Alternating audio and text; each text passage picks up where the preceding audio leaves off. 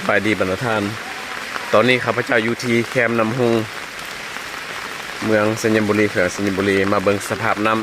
ำหลังจากที่มีฝนตกหนักติดต่อกัน 2-3 วันและเมื่อคืนนี้ก็ตกอยู่เบิดคืนนี่เป็นสภาพน้ำฮุงในปัจจุบันเนาะแต่ว่าใกล้จะจุฟังแล้วเหลืออีกบ่ฮอดแมตซึ่งว่าอยู่ตามกระแสน้ำก็มีบรรดาคอนไม้ตะกี้นี่อะไรมา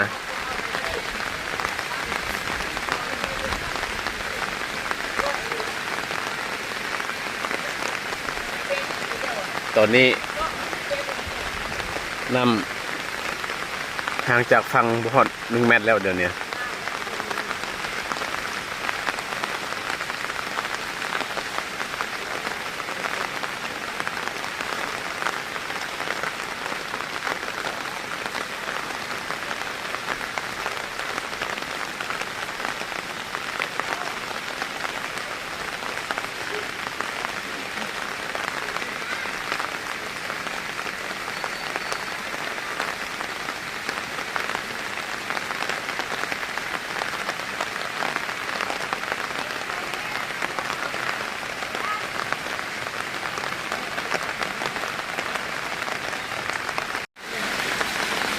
ซึ่งว่าบริเวณเขาพเจ้ายืนอยู่นี่แมน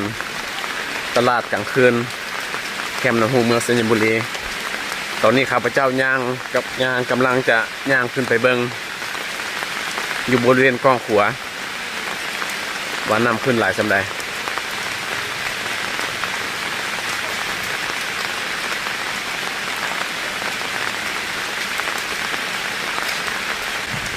ซึ่งว่าอยู่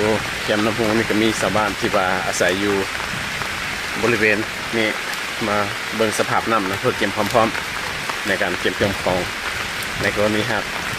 มีการล้นฟังขึ้นมา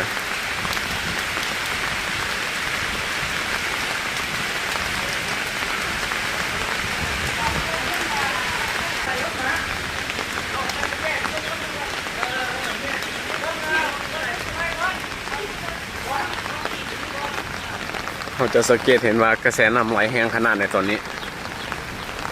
น้ำไหลแห้งขนาด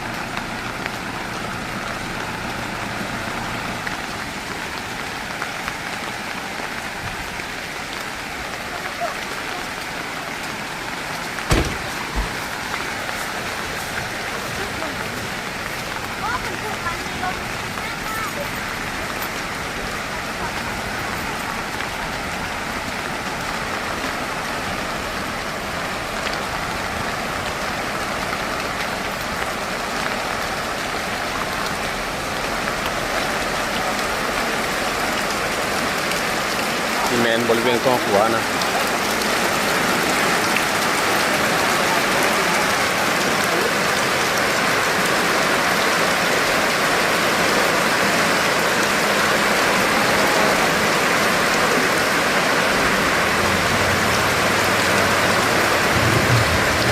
ซึ่งว่าจะมีขอนไม้ตะกี้เหยียดต่างมาข้างอยู่ที่เสาขัวหลายสมควร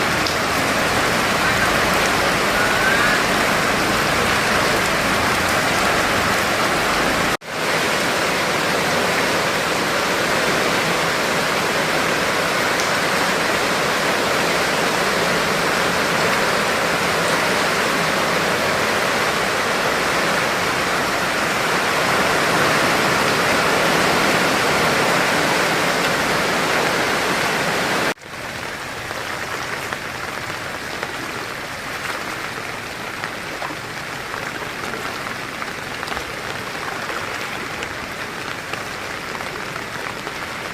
ขอให้ปลอดภัยเด้อหมุดทุกคนอย่าสู้ให้มีเหตุให้เด้อรวมทั้งทุกท่านที่กำลังรับชมวิดีโอนี้อยู่ขอให้ทุกท่านปลอดภัยเด้อ